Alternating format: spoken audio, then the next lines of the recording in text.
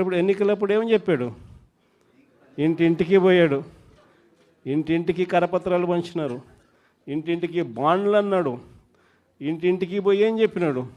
ఇంట్లో చిన్నపిల్లలు మీ ఇదే పాలకొల్లు నుంచి వచ్చిన కార్పొరేటర్లకు అయితే ఇంకా బాగా చక్కగా తెలుసు. ఆ మంత్రి రామానాయుడు అనే ఆ మంత్రి ఆయన మాట్లాడిన మాటలు వైరల్ అవుతూ ఉంటాయి. ఇప్పుడు ఈ రోజుకి కూడా సోషల్ మీడియాలో ఆయన మాట్లాడిన వీడియో టేపు. ఆయన ఏమన్నాడు? ఇంటింటికి ఆయన పోతాడు, ఆయనతో పాటు కార్యకర్తలు అందరినీ పంపించాడు.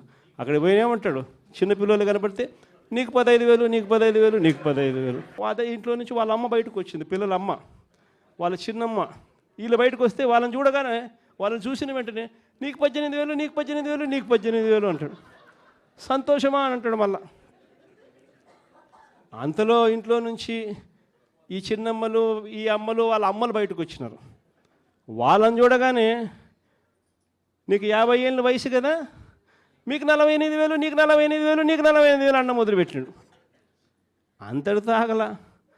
ఇంట్లో నుంచి 20 ఏళ్ళ పిల్లోడు వస్తే ఇట్లా చూసి నీకు 36,000, నీకు 36,000, నీకు 36,000 సంతోషమా అన్నాడు. అంతటితో ఆగల.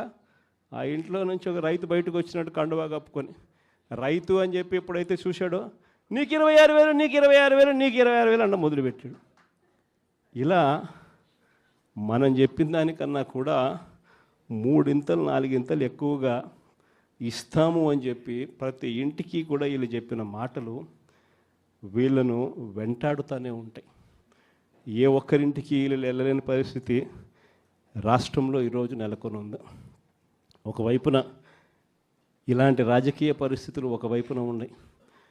మాట మీద నిలబడని రాజకీయ నాయకుడు ఈరోజు రాష్ట్రంలో ముఖ్యమంత్రి హోదాలో ఉన్నాడు. మాట ఇస్తే ఆ మాట తప్పడం కోసమే, ఆ మాట అంటే వెన్నుపోటు పొడవడమే అని చెప్పి డెఫినిషన్ ఇస్తూ రాజకీయాలు చేస్తూ ఉన్న వ్యక్తి ఈరోజు ముఖ్యమంత్రి స్థానంలో కూర్చొని ఉన్నాడు. మరోవైపు రాష్ట్రంలో ఏది కూడా పట్టించుకునే పరిస్థితి లేదు. ఈరోజు స్కూళ్ళన్నీ కూడా నిర్వీర్యమైపోయిన పరిస్థితి కనిపిస్తుంది. ఇంగ్లీష్ మీడియం బడులు గాలికి ఎగిరిపోయిన పరిస్థితులు. గోరుముద్ద అన్న పథకం ఈరోజు కనీసం తినడానికి ఇబ్బందికర పరిస్థితులు పిల్లలు ఉన్న పరిస్థితులు. ఈరోజు ఆ పథకం వెళ్ళిపోయిన పరిస్థితి.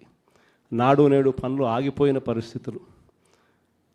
పిల్లల చేతుల్లో ట్యాబులు పెట్టి 8వ తరగతికి వచ్చేసరికి చిక్కటి చిరునవ్వుతో పిల్లలు కనిపించే పరిస్థితి ఈరోజు తెరమరుగైపోయింది. అమ్మఒడి అనే పథకంతో పిల్లలను ప్రోత్సహిస్తూ బడులకు పంపించే తల్లులకి ఈరోజు కనీసం పలకరించే పరిస్థితి కూడా లేని పరిస్థితిలో బడులు తయారయ్యాయి. మరోవైపున పేదవాడి వైద్యం గురించి కనీసం ఆలోచన చేసే పరిస్థితిలో కూడా ఈ ప్రభుత్వం లేదు. ఏ పేదవాడికైనా కూడా వైద్యం అవసరమైనప్పుడు ఆ పేదవాడికి ప్రభుత్వం తోడుగా ఉంది అన్న భరోసా ఇవ్వగలగడం ప్రభుత్వ కనీస బాధ్యత.